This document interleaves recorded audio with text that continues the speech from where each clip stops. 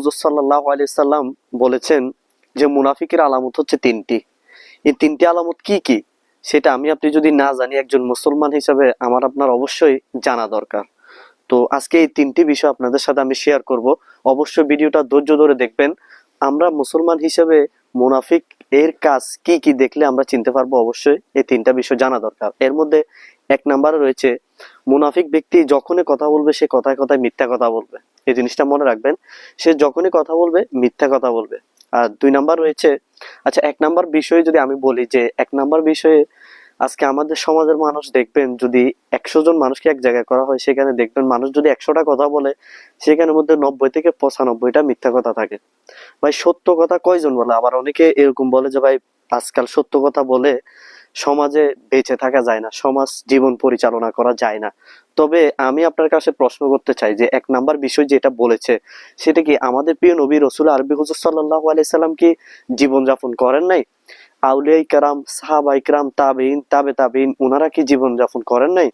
তাহলে ইনারা মিথ্যা ছাড়া যদি জীবন যাপন করতে পারে, আমি আপনি কেন মিথ্যা ছাড়া জীবন যাপন করতে পারবো না? সুতরাং বোঝা গেল মিথ্যাটা বড় ফ্যাক্ট না, ফ্যাক্ট হচ্ছে আমার আপনার মন। আমি আপনি এটা মন মাইন্ড করে নিয়েছি, এটা চিন্তা ভাবনা করে নিয়েছি যে মিথ্যা কথা না বললে হয়তো আমি আপনি জীবনে সফল হতে পারবো না, আর এটা হচ্ছে আমাদের জীবনের সবচেয়ে বড় ব্যর্থতা। এটা এক নাম্বার পয়েন্ট গেল। দুই নাম্বার পয়েন্টে আসছে রাসূল পাক সাল্লাল্লাহু আলাইহি সাল্লাম বলতেছে, দুই নাম্বার পয়েন্ট হচ্ছে সে কোনো ওয়াদা মানে ওয়াদা ভঙ্গ করে। দুই নাম্বার পয়েন্ট যেটা, প্রথমেরটা হচ্ছে সে মিথ্যা কথা বলে, আর দুই নাম্বার হচ্ছে ওয়াদা ভঙ্গ করে।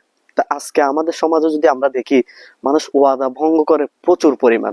আপনি যদি কাউকে একটা কোনো কথা বলে যে বলে যে ভাই তুই আমার কথাটা রাখিস, সে আপনাকে বলবে যে হ্যাঁ ঠিক আছে রাখবো।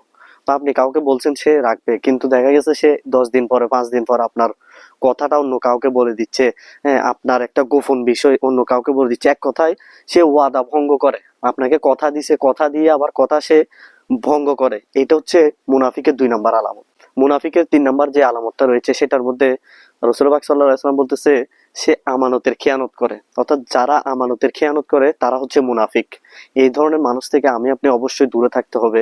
তাদেরকে আপনি যখনই আপনার কোনো আনামত, দেখুন আমাদের সমাজের মধ্যে এখন যদি আপনি দেখেন তাহলে দেখবেন আপনি যদি কাউকে 10টা টাকা দিয়ে যান না, এসে 10 টাকা ফিরে পাবেন না। আমাদের সমাজে দেখবেন গ্রামে এগুলো বেশি হয়। আপনার দেখা গেছে আপনার জমি বন্ধক দিয়েছেন, হ্যাঁ জমিটা তার কাছে রাখছেন, কিছু টাকা নিছেন, পরবর্তীতে এসে সে বলে কিসের জমি, কিসের টাকা, সে তার জিনিসটা অর্থাৎ আমানতের খেয়ানত করে। এভাবে বিভিন্ন দিক দিয়ে আপনি কারো কাছে একটা মোবাইল দিয়ে গেছেন আমানত হিসেবে, সেই মোবাইলটা এসে দেখবেন নষ্ট হয়ে গেছে। একটা সাইকেল দিয়ে গেছেন, সেটা মানে বিভিন্ন ধরনের আমি আপনাকে এক্সাম্পল দিচ্ছি। কিন্তু আমাদের সমাজের মধ্যে ভাই দেখবেন আমানতের খেয়ানত অ্যাভেলেবেল হচ্ছে। এই বিষয়টা হচ্ছে মুনাফিকের 3 নাম্বার আলামত। তা আমি বিষয়গুলো আপনাদেরকে আবারও সংক্ষেপে বলি। 1 নাম্বার আলামত হচ্ছে মুনাফিক কথায় কথায় মিথ্যা কথা বলবে। 2 নাম্বার আলামত হচ্ছে মুনাফিক ওয়াদা ভঙ্গ করবে। 3 নাম্বার আলামত হচ্ছে মুনাফিক আমানতের খেয়ানত করবে।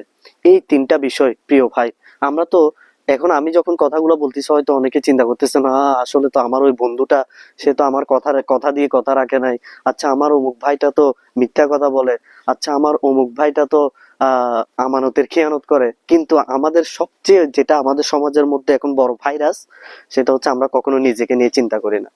আমরা কখনো নিজেকে নিয়ে ভাবি না যে আসলে আমি কতটুকু ভালো। অন্যের দিকে তো আঙ্গুল তোলা সহজ ভাই, নিজের দোষটা কতটুকু আমরা ভাবতেছি, নিজের দোষটা কতটুকু চিন্তা করতেছি, এই বিষয়টা আমি আপনি যদি চিন্তা করি তাহলে আমার আপনার ভিতর থেকে ওই স্বভাবগুলো চলে যাবে। তা আল্লাহ পাক আমরা যে 3টা বিষয় রাসূল পাক সাল্লাল্লাহু আলাইহি ওয়াসাল্লাম হাদিস পাকের মধ্যে বলেছে, এই 3টা বিষয় থেকে আমরা বেঁচে থাকার তৌফিক দান করুক, এবং অন্য ভাইয়ের নিকট ভিডিওটা শেয়ার করার মাধ্যমে এই দাওয়াত পৌঁছে দেওয়ার তৌফিক দান করুক। আসসালামু আলাইকুম।